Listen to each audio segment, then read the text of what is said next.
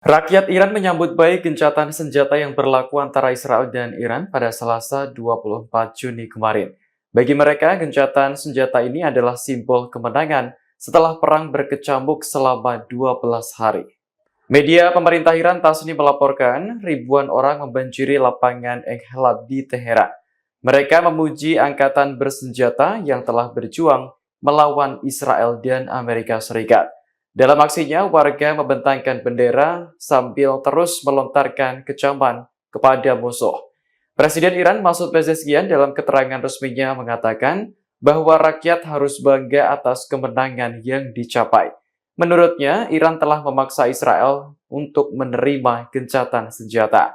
Di sisi lain, Perdana Menteri Israel Benjamin Netanyahu juga mengklaim kemenangan atas Iran. Ia menyebut serangan terhadap fasilitas nuklir Iran adalah pencapaian bersejarah. Sementara itu, Presiden Amerika Serikat Donald Trump mengklaim gencatan senjata Israel dan Iran terwujud setelah ditengahi oleh negaranya.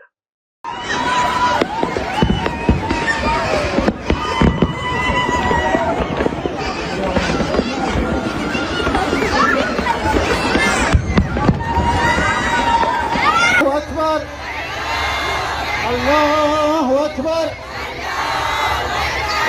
حسین شعار ماست، شهادت افتخار ماست. حسین شعار